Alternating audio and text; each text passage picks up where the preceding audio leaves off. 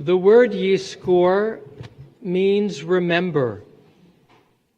Memory is different than fact. To remember is different than reading the newspaper in the morning. To remember means to draw from our past and to bring to the present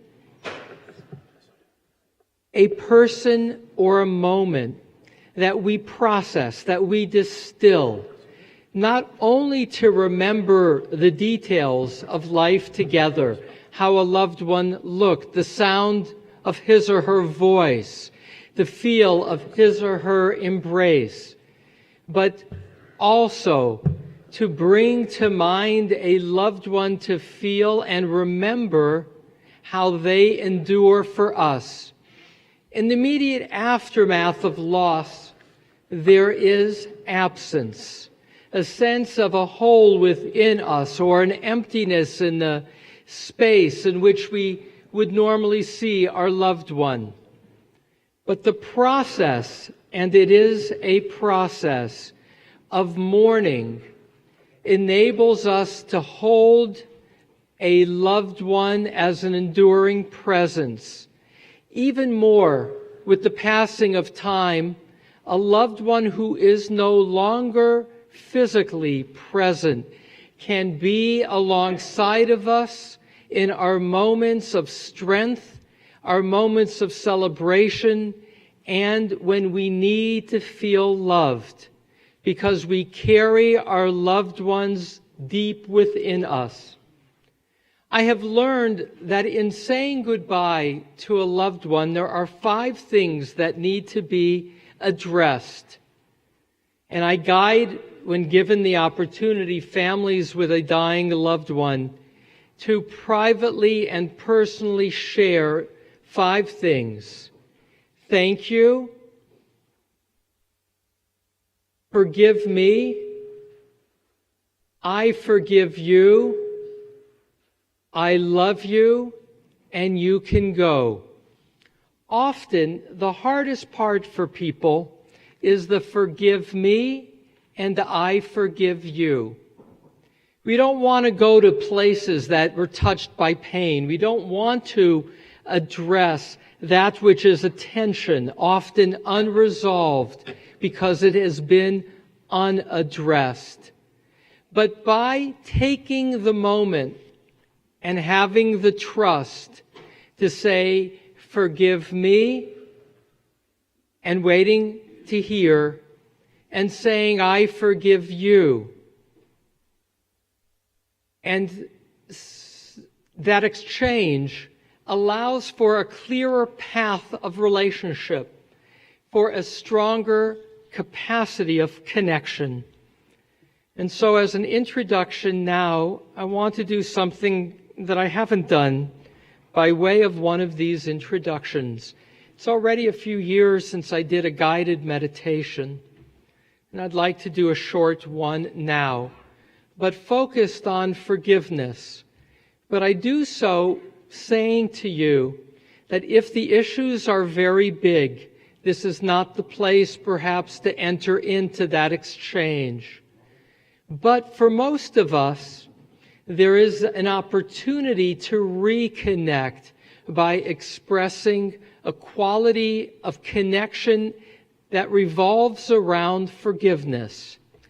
And so for those who would wish to participate in bringing to mind your loved ones before we rise for Yizkor, I invite you to breathe out and to breathe in. To breathe out all fear and to breathe in trust. To breathe out all tension and to breathe in calm. And if you choose to participate, to close your eyes and feel yourself in your steadiness, in your wholeness on this, the day of Yom Kippur. We have loved ones, we who are here, who have passed from our midst. Bring those loved ones into your presence. See yourself sitting in a room by yourself, and allow the door to open, and allow all those to enter who you honor on this Yom Kippur. They come in now through the door, and as you feel and see them, take a moment to pause and to look at each of them, taking time to see the color of their hair, the color of their eyes, and now to take a moment and to step forward and to hug each of them, feeling the gratitude for each of them in your life.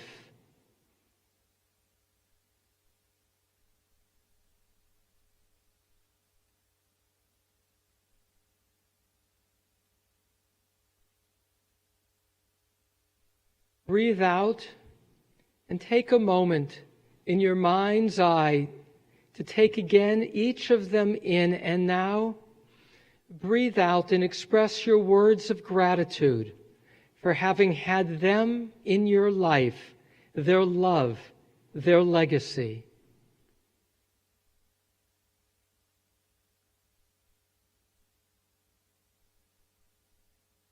Breathe out, and in a moment only one of them will remain who you want to have a word with, of forgiveness. Breathe out, and with the sense of gratitude, allow yourself to watch as all leave from the room except that one person with whom you would want to speak. Breathe out. All have left the room but the one person who you would wish to speak with. Breathe out and feel grateful for that person in your life. And breathe out and share what you would want to ask forgiveness for from that person. Breathe out and with words in your own mind, address that person, asking for forgiveness and being specific.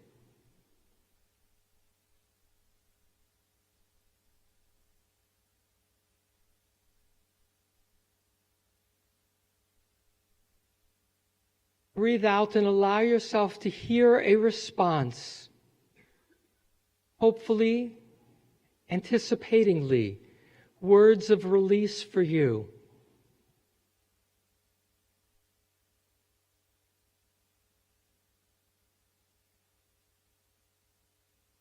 Breathe out and express what you would want to forgive that person for. And breathe out and use your words to do so.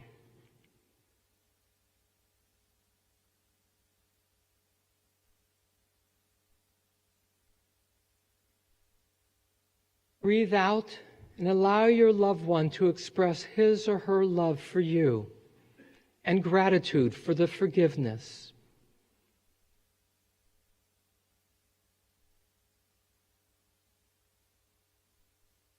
Breathe out and embrace your loved one, feeling the goodness of the life that you have shared, of the legacy of love that is between you.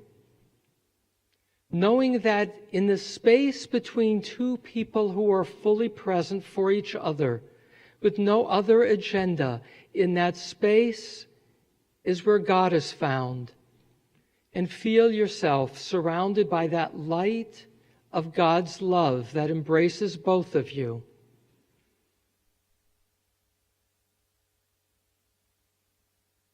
Breathe out as you let go of each other, as your loved one now bids goodbye and walks to the door, opens it, and leaves. Breathe out as you feel yourself both alone, but feeling the goodness of all the lives that you have both lived with and continue to live with. For you, a part of a larger, living, loving wholeness. Breathe out and return to this space of sitting in the midst of an embracing community in which each of us know that we are incomplete, in which we all know that we do fall short of our potential of goodness, and yet know that we can be and are forgiven when we open with vulnerability ourselves to saying, I am sorry, to another person or to God. Breathe out and open your eyes as we prepare to remember our loved ones, feeling our many gifts with gratitude of our life shared and of God's enduring embrace.